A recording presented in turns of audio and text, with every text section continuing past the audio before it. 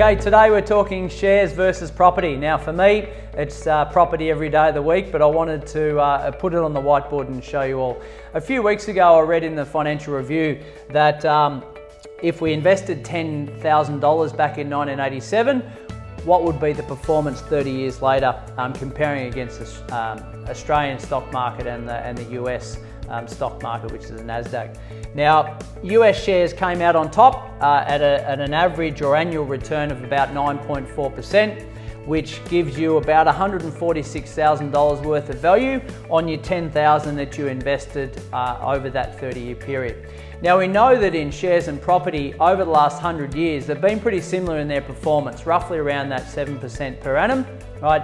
The problem is with most, they buy or sell at the wrong time. Now, commonly we see property investors selling at the wrong time, thinking they've taken a gain and we move on to something else, understanding that potentially the next 10 years it could double again or something of similar. So I wanted to chat to you about, well, what would have happened in the 30 years if we actually invested 10 grand in property, right?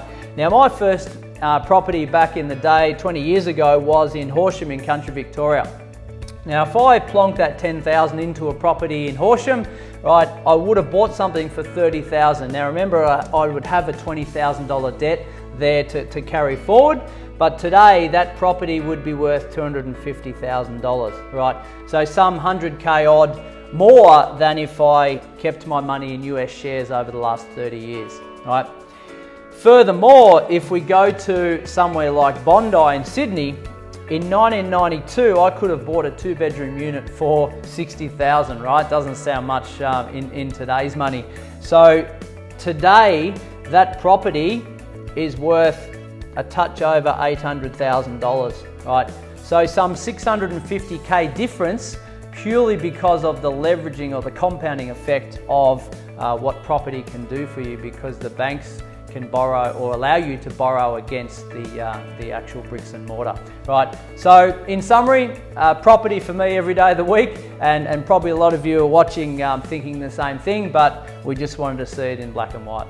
Have a great day.